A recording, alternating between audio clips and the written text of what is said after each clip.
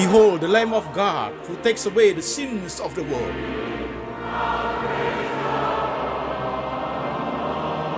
Jesus said, I am the way, the truth, and the life. No one comes to the Father but by me.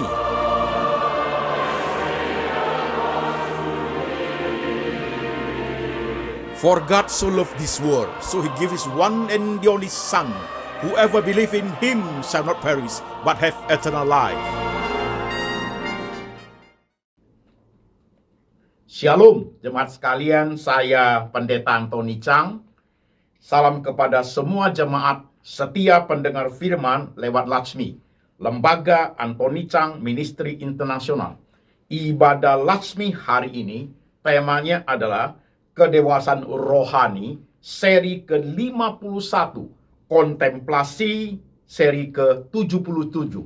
Dan firman Tuhan hari ini kita ambil dari satu bagian, 1 Petrus 2 ayat 18 sampai 25. Demikian firman Tuhan.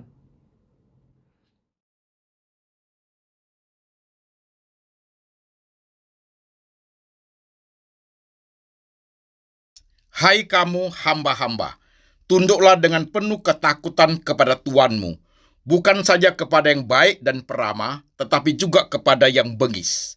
Sebab adalah kasih karunia, jika seorang karena sadar akan kehendak Allah, menanggung penderitaan yang tidak harus ia tanggung.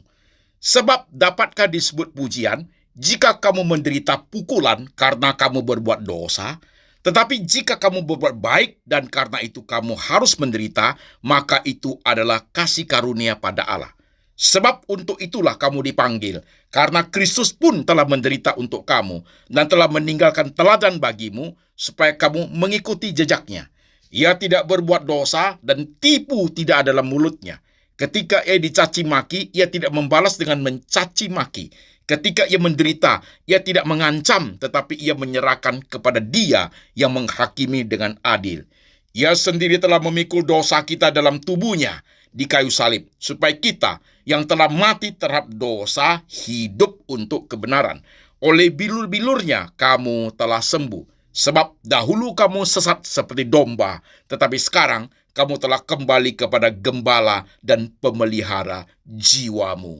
Amin. Jemaat sekalian, firman sudah kita baca, firman kita sudah kita dengar. Sekarang saya mengajak setiap jemaat yang sedang beribadah hari ini, mari kita tunduk kepala, kita berdoa. Tuhan Yesus, kami sudah baca firman-Mu. Kami sudah dengar firman-Mu.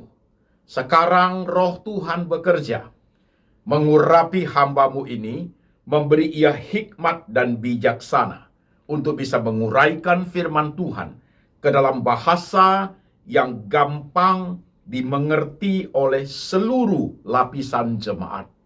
Kami rindu firman Tuhan, memperbaharui, membawa kami hidup seturut dengan firman di tengah hiruk pikuk dunia, di tengah dosa yang senantiasa mengintip di depan pintu. Tuhan Yesus, urapi hamba-Mu. Kami siap hati, kami siap pikiran, kami siap iman untuk diberkati. Tuhan Yesus berbicara, kami mendengar. Dalam nama Tuhan Yesus kami berdoa. Amin. Shalom jemaat sekalian, apa kabar? Saya berharap jemaat baik-baik saja. Saudara-saudara sekalian, ibadah Latsmi hari ini adalah ibadah kedewasaan rohani seri ke-51, kontemplasi ke-77.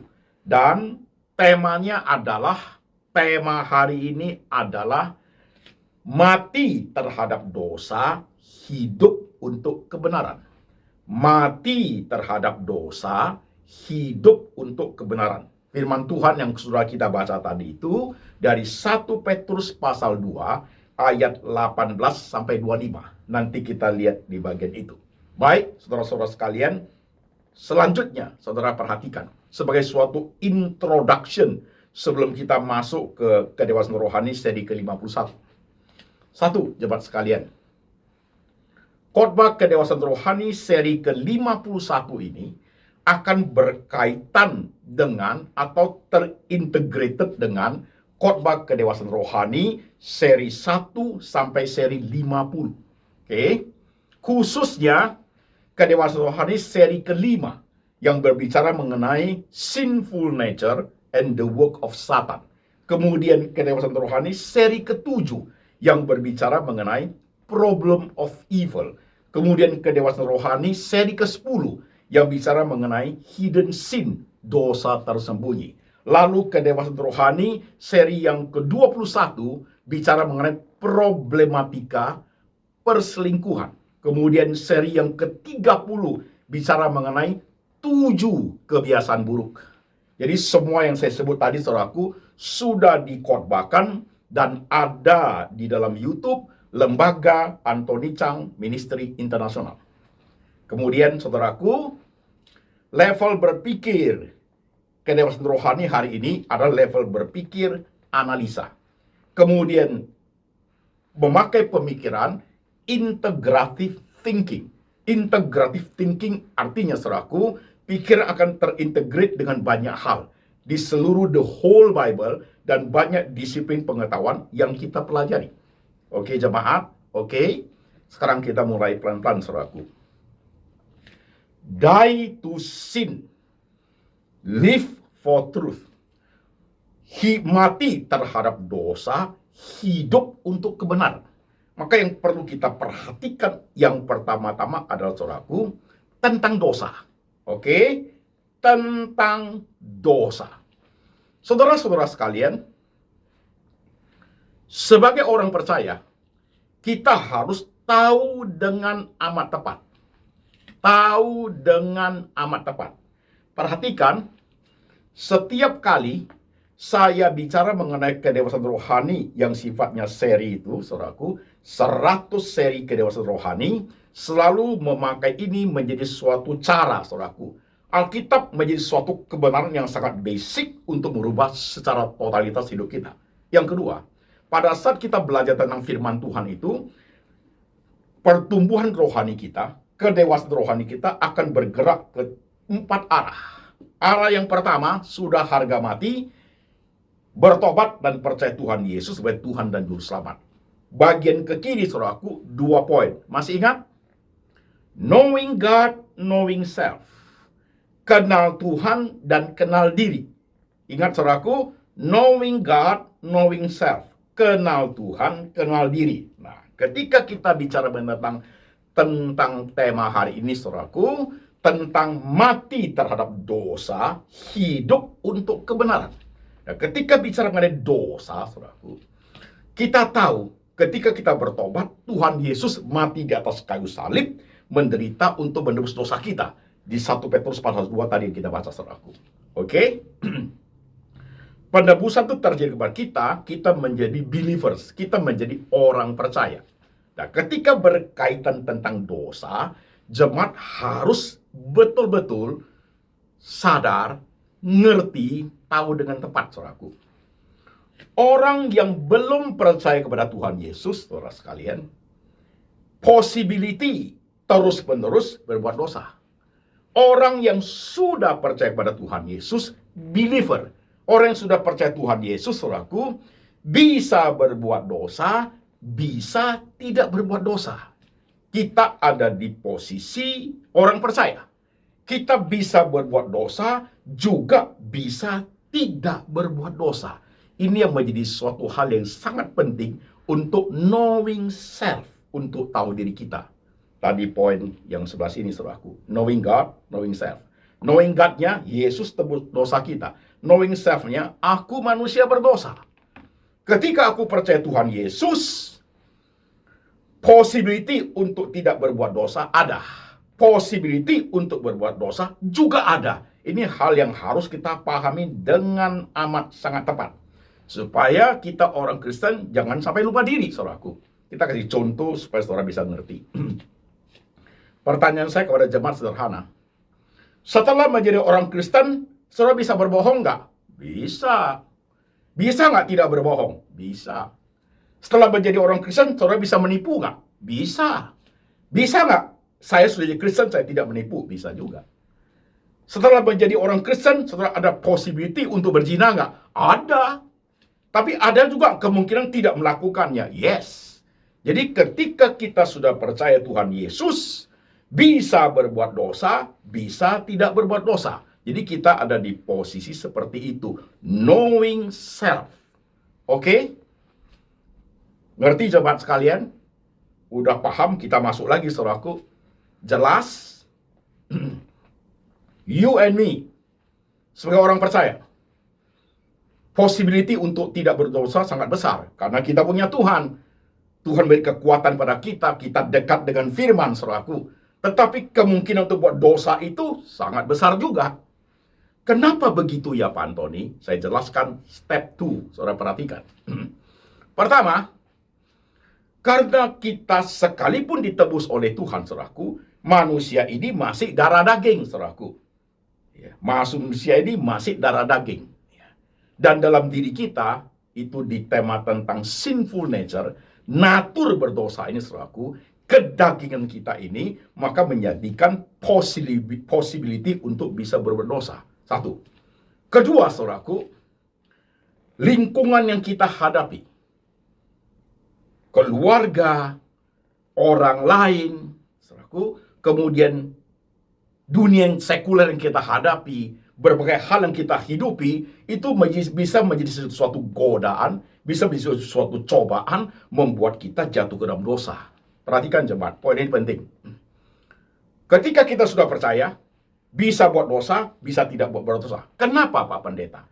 Karena kita darah dan daging. Possibility-nya ada. Kedua, di luar dari diri kita, yang baik namanya manusia, baik namanya semua kemewahan, pekerjaan, fasilitas, teman, society, possibility mereka itu menjadi suatu godaan untuk kita commit sin, itu sangat besar. Dan poin ketiga, jangan lupa, the work of Satan. Maka di tema kehidupan rohani pasal seri kelima itu, sinful nature and the work of Satan. Cara kerja kuasa gelap bisa memakai semua yang ada di luar diri kita untuk menjatuhkan kita. Ini poinnya jemaat. Jadi garis bawahi dengan amat tepat, engkau orang percaya yang mengikuti dari lembaga Antoni Chang Ministry Internasional, saudaraku, dalam masuk ke dewasa rohani seri ke-51. Sebagai orang percaya, sebagai orang rohani, saudaraku, sebagai manusia yang berdosa, sebagai seorang sinful nature, possibility untuk buat dosa itu ada. Possibility untuk tidak berbuat dosa itu ada. Maka harus hati-hati jemaat sekalian. Harus hati-hati. Nah, kita sampai berikutnya, kita lanjut saudaraku. Perhatikan dengan baik. Jadi saudara-saudara sekalian, you and me just the same. Tidak terkecuali pendeta. Oke? Tidak terkecuali rohaniawan. Tidak terkecuali. Namanya human. Paulus juga bergumul. Aku ingin buat baik, justru yang jahat yang aku lakukan. Kan begitu saudaraku. Dia bilang manusia celaka ini. Aku suka akan firman, tetapi tubuh insaniku suka akan dosa. Itu loh jemaat hidup kita ini. Hal ini harus sangat aware untuk seri ke-51 itu. Siapapun engkau saudaraku. Tua, muda, besar, kecil, pintar, bodoh, kaya, miskin, saudaraku. Possibility we are believer. Saudara Kristen, Protestan, saudara Katolik, sama saja saudaraku. Possibility itu ada. Pendeta, misionaris, Romo sekalipun, yes. Jadi ketika kita bisa memperhatikan hal ini dengan baik jemaat, maka kita akan masuk satu step lagi. Jadi bagaimana Pak Pendeta? Kalau demikian, solusinya seperti apa Pak Pendeta? Solusinya seperti apa? Saudara ingat, satu lagi yang Tuhan Yesus ngomong. Dosa itu bukan sekedar dalam tindakan. Bukan. Dosa itu bukan sekedar yang keluar dari hati yang jahat. Bukan itu. Bukan sekedar itu. Dosa itu juga dalam pikiran kita. Yesus berkata, ketika engkau mengingini milik seseorang, engkau sudah berdosa. Sin in thinking. Sin in action. Itu seperti itu. Kasih contoh, saudaraku. Waktu saudara ingin curi ayam, waktu berpikir curi ayam itu sudah berdosa. Ketika in action dalam curi ayam itu kelihatan dosanya. Jadi Yesus mau dua-duanya. In action dosa, sebelum in action waktu you mikir, itu sudah dosa, saudaraku. Jadi harus clear dalam hal ini. Dalam tindakan berpikir, we commit sin. Wah, penting bukan main, jemaat sekalian. Ini poin sangat penting seri ini. Inilah membawa kita hidup berkenan kepada Tuhan. Maka saudara harus dengar dengan teliti. Kita lanjut, saudaraku. Perhatikan. Jadi, kita orang percaya bisa berbuat dosa, bisa tidak berbuat dosa. Oke? Nah, sekarang perhatikan. Dosa yang terjadi dalam hidup kita, saudaraku, possibility-nya begini. Kalau saudara pernah berbuat dosa, saya sedikit ulas tentang 7 kebiasaan buruk plus-plus yang lain, saudaraku. 7 kebiasaan buruk di kedewasaan rohani seri ke-30 itu apa aja? Miras, ya, minuman keras, judi, pornografi, free sex, perselingkuhan, perzinahan, saudaraku. Oke? Iri hati, dendam kesumat, okultisme, plus tentu yang lain masih banyak, ya. Menghilangkan nyawa orang lain, saudaraku. Penipuan, itu juga sin, itu juga dosa. Dan sangat banyak hal ini, saudaraku, itu ada dalam kehidupan kita sehari-hari. Dan saudara tahu itu. Oke, sekarang perhatikan. Orang yang sudah berbuat dosa, mau dosa apa aja. Oke, saudara lihat ya. Kita orang percaya yang sudah berbuat dosa, dosa tipu lah, dosa zina lah, dosa judi lah, dosa mengkhianati lah, saudaraku. Dosa-dosa seperti itu kita sudah pernah lakukan, possibility untuk melakukannya bisa terjadi lagi. Gitu. Jadi sudah berdosa, sudah doing sin, sudah bertobat, kemungkinan untuk melakukannya sangat besar. Poin kedua, kita yang tidak melakukannya, saudaraku, kemungkinan bisa melakukannya bisa terjadi. Jelas ya? Jelas, saudaraku. Orang yang berdosa ngedrugs, obat-obat, saudaraku, sembuh bertobat, kemungkinan untuk berbuat ngedrugs lagi bisa. Orang yang tidak pernah ngedrugs, saudaraku, bisa berbuat dosa ngedrugs, bisa. Oke, jelas? Jadi dua hal ini kelihatan. Kelihatan, saudaraku ya, you and me. Yang sudah pernah kau lakukan, possibility bisa buat lagi. Yang tidak berjasa melakukan, possibility bisa buat dosa yang sama. Oke? Nah sekarang, solusinya apa Pak Pendeta? Dengan hal demikian ini yang terjadi pada kita. Saudara menyimak dengan pas. Saudara-saudaraku, kontemplasi is the way. Kontemplasi adalah suatu jalan yang paling baik untuk mengajar kita supaya memiliki suatu kepekaan rohani yang sangat kuat tentang dosa. Jemaat, dengarkan. Kontemplasi menjadi suatu cara yang the best untuk menjaga diri kita. Jadi saya sering mengajarkan kontemplasi, saudaraku. Ini udah seri ke-51, sudah seri ke-77 kontemplasinya. Jadi tentang poin hari ini, kontemplasinya apa Pak Pendeta? Kontemplasinya apa? Kontemplasinya apa Pak Pendeta? Kontemplasi seri ke-77. Jemaat perhatikan. Baik saudara yang sudah pernah buat dosa, dosa-dosa tertentu saudara tahu, atau saudara yang belum berbuat dosa, possibility itu bisa muncul, saudaraku. Oke, sekarang dengarkan. Karena dosa itu bisa timbul dari dalam diri kita. Ini darah daging ini. Jadi waktu saudara timbul keinginan mau buat yang tidak benar, saudaraku, saudara pasti sense. Wah, saya sudah mulai nggak benar nih. Pikiranmu sudah mulai tidak benar. Hatimu cenderung sudah tidak benar, saudaraku. Itu akan membawa kamu suatu kesadaran. Itulah fungsinya kontemplasi. Wah, saya sudah mulai uring-uringan ini. Sudah mau ikut orang gak benar itu. Pikiran dan hatimu ada di situ. Karena hasil daripada kontemplasi. Oke. Kemudian yang kedua, waktu saudara bergaul dengan orang lain, ketika saudara mengerjakan sesuatu, bisnis lah, apalah, ada tindakan action bisnis yang tidak baik, ada orang-orang tertentu yang bisa mempengaruhi, bisa mengajak kamu buat tidak benar, sense kamu menjadi kuat rohaninya. Kenapa? Lewat kontemplasi. Wah, ini godaan datang, begitu. Itu gunanya kontemplasi, saudaraku. Perhatikan. Jadi, seri ke-51 ini, waktu saudara kontemplasi, satu, coba ingat sebentar.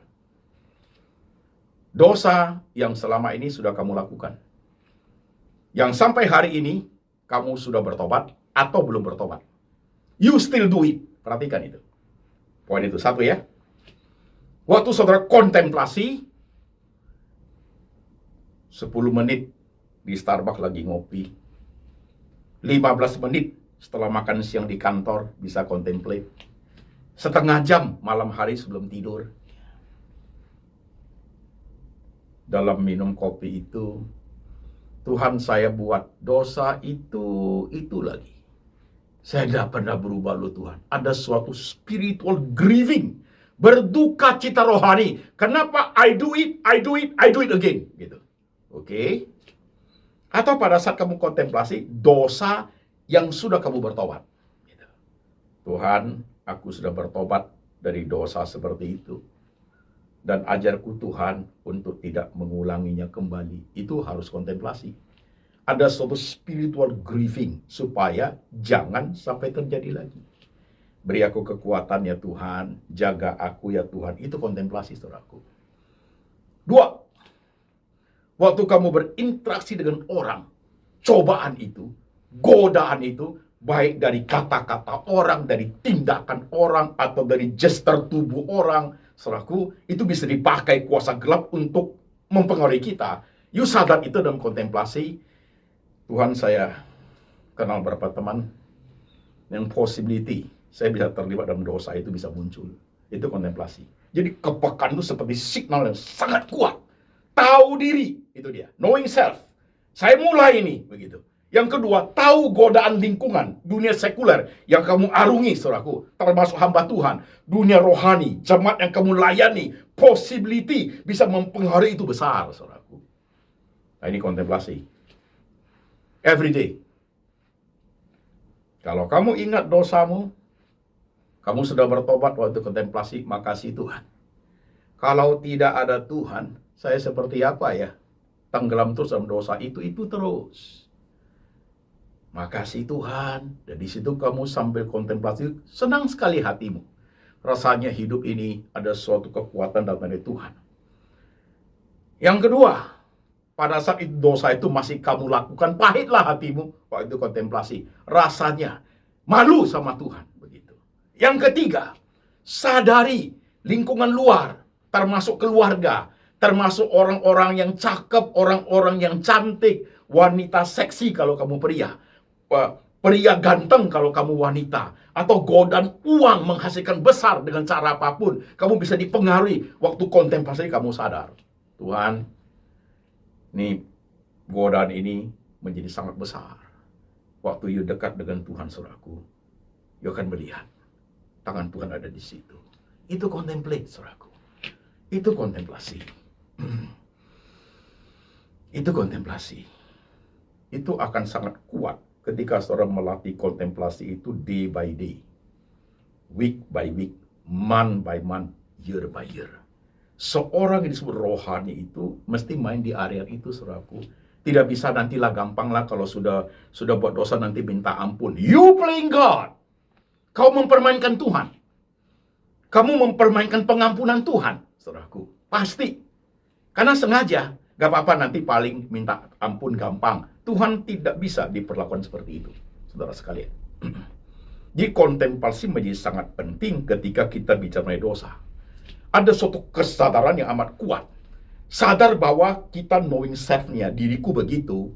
Sadar bahwa knowing God, Tuhan itu proteksiku. Sadar bahwa Yesus mati buat saya.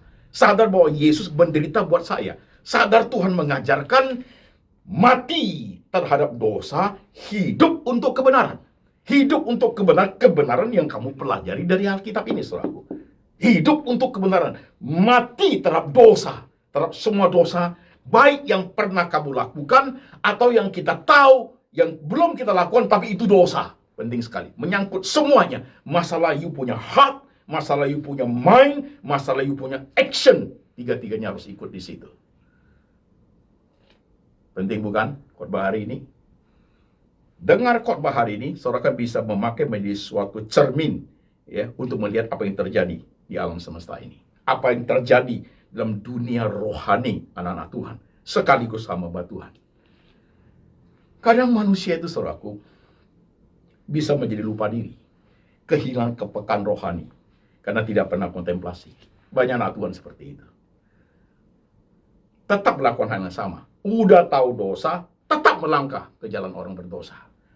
Tidak ada kekuatan untuk proteksi diri, saudaraku. Karena memang kerohanian lemah. Imannya lemah. Hidupnya lebih suka hidup di jalan orang berdosa, saudaraku. Lebih suka dalam perkumpulan pencemooh. Berapa hari lalu, saya ngopi di Starbucks. Lagi kontemplasi. Sambil doing something begitu. Di sebelah saya ada 3 anak muda. Levelnya level SMA atau kuliah tingkat 1 lah. Chinese semua itu, laki-laki semua. Saya lihat mereka ada yang pakai salib, saudaraku. Ngomongnya kotor semua. F language itu, saudaraku. Ngomong dikit, kalimat kotornya keluar. Ngomong dikit, kalimat kotornya keluar, saudaraku. Mereka tidak merasa malu. Mereka tidak merasa bahwa malu hati. Banyak orang di situ, ada anak muda, ada orang tua, banyak orang itu enggak teriak-teriak selalu dengan kalimat kotor. Itu kan anak Tuhan. Itu dosa, yes. Kalau mulutnya keluar kata-kata kotor terus. Dalam bahasa kata-kata kotor Jakarta, saudaraku. Itu kan anak Tuhan. Sampai bengong saya dengarnya, saudaraku. Mereka di situ. Nggak sampai 2 kalimat. Setelah kalimat kotornya keluar lagi. Dan terkekeh-kekeh, jemaat sekalian. Apakah anak Tuhan, anak-anak muda, anak Tuhan sekarang semua seperti itu? Saya pikir ada juga yang bagus, pasti. Tidak semua seperti itu, tapi ini contoh tidak baik. Ini suatu doing sin yang tanpa disadari. Kalimat-kalimat F language yang dia sadar itu fine-fine aja. That is not fine. That is not fine. Itu tidak baik-baik saja. Orang tua perhatikan anak-anakmu yang baik, remaja maupun pemuda. Lihat kalimat ngomong mereka. Yang di kota Jakarta ini. Coba lihat, ngomongnya kayak apa. Ya harus tegur loh, saudaraku, orang-orang tua. Ketika lihat mereka, karena sudah terbiasa, dia tidak bisa berhenti lagi itu. Kalau tidak tegur, bukan suatu peringatan keras, saudaraku, mereka tidak berhenti. Itu sudah menjadi way of life. How to speak their language. Begitu mereka. Itu tidak baik. Itu satu dosa. Kebiasaan buruk itu, saudaraku. F language itu kebiasaan buruk.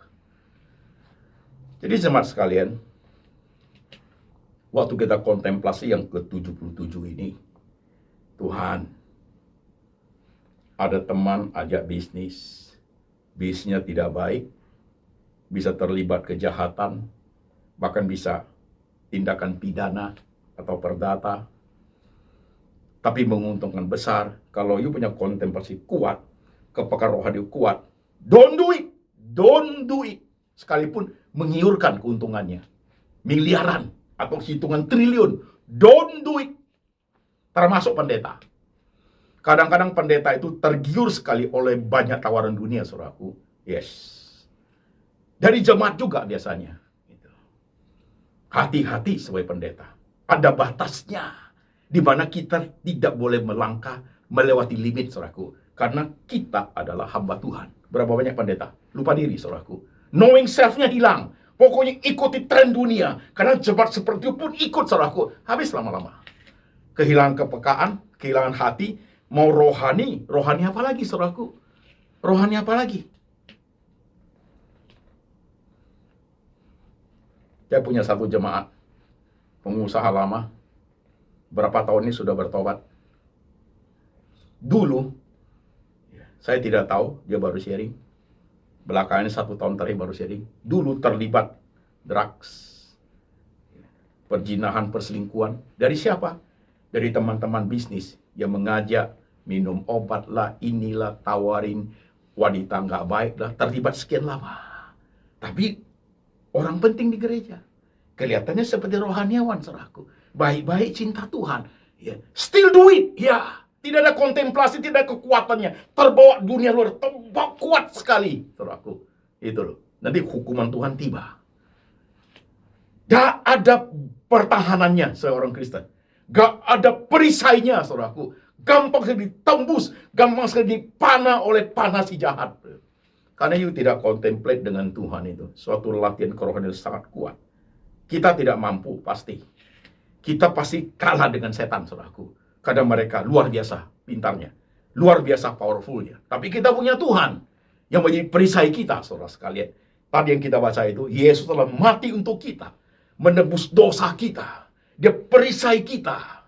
Maka suatu tuntutan dalam hidup ini, mati terhadap dosa, hidup untuk kebenaran. Itu suatu harga mati yang tidak bisa ditawar, jemaat sekalian. Saudara yang minuman keras, dengarin. Saya melayani jemaat yang minuman keras. Susah sekali berubahnya. Addicted luar biasa.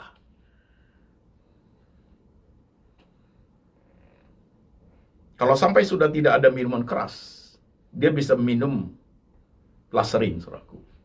Dia minum itu. Yang obat kumur dia minum. Pokoknya yang ada bau alkohol dia minum, saudaraku.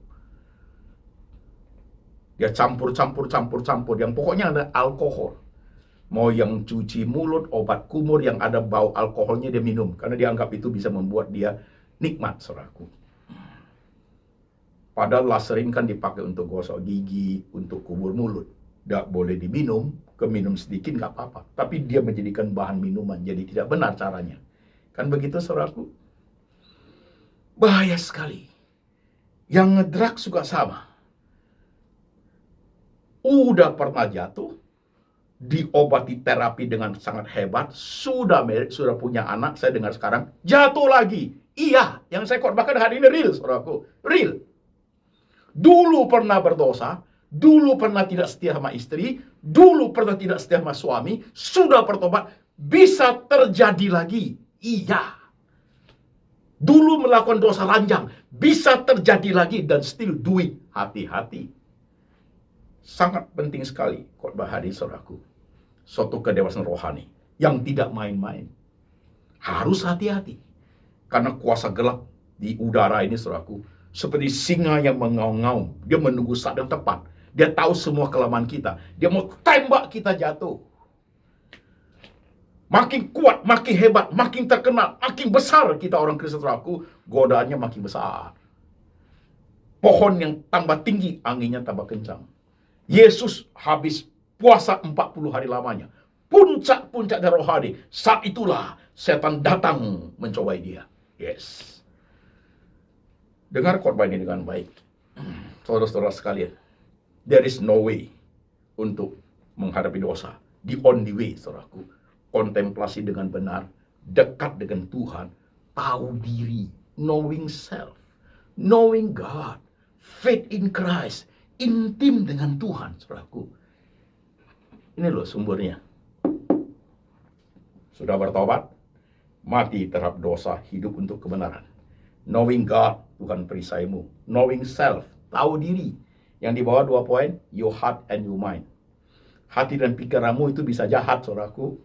Sebelah kanan 3 poin, Christian worldview, faith in Christ, intimacy with God. Itu membuat kita hidup benar di hadapan Tuhan.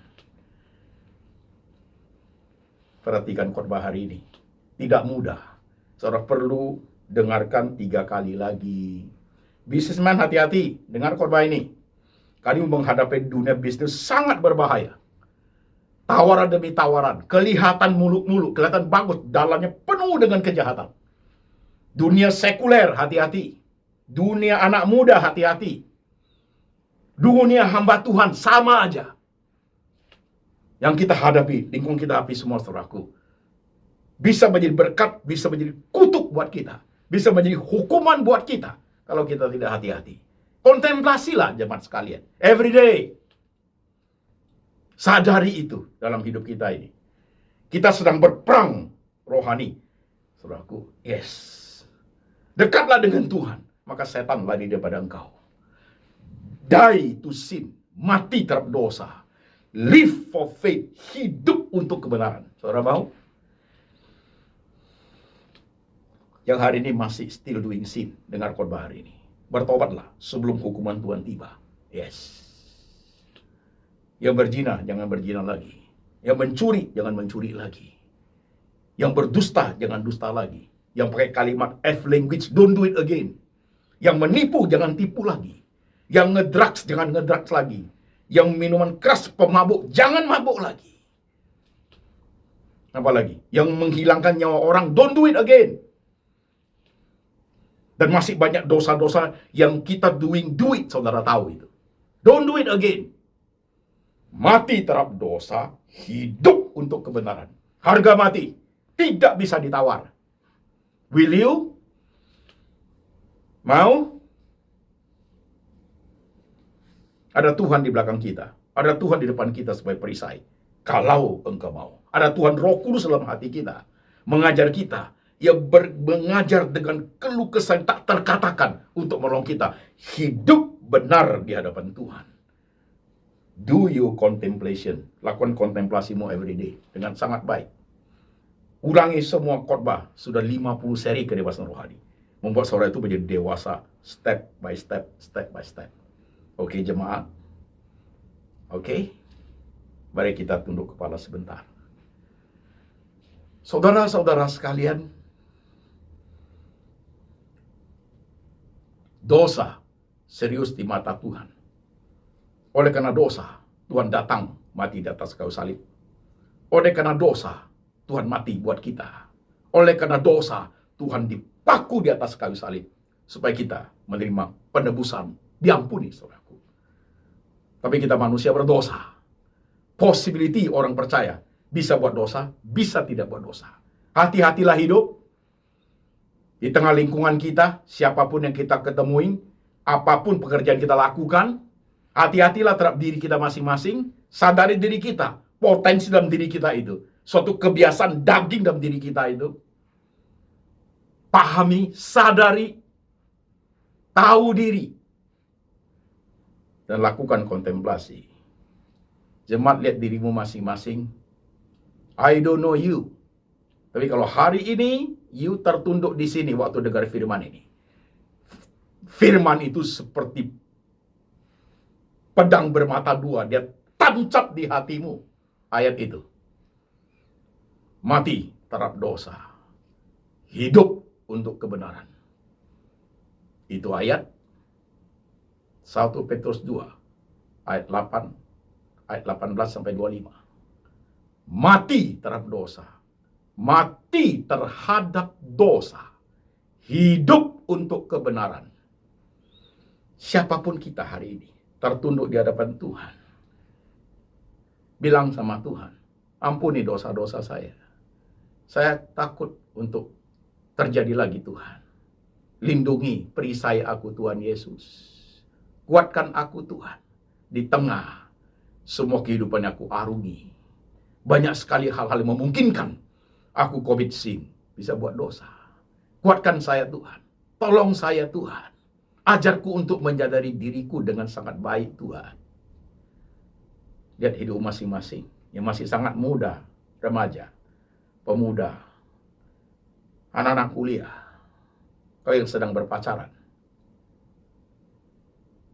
Suami istri muda. Saudara yang businessman. Baik businessman biasa, karyawan, saudara businessman menengah, saudara konglomerat sekalipun. Saudara yang sudah menjadi tua, opa, oma, khotbah hari ini harus kita perhatikan dengan baik hidup kita. Die to sin. Mati terhadap dosa. Live for truth. Hidup untuk kebenaran. Tuhan, hamba berdoa untuk setiap jemaat yang tertunduk kepalanya hari ini. Mungkin ada di antara mereka terjerat oleh dosa begitu lama. Perselingkuhan yang tidak habis-habisnya. Pemabuk yang tidak bisa bertobat.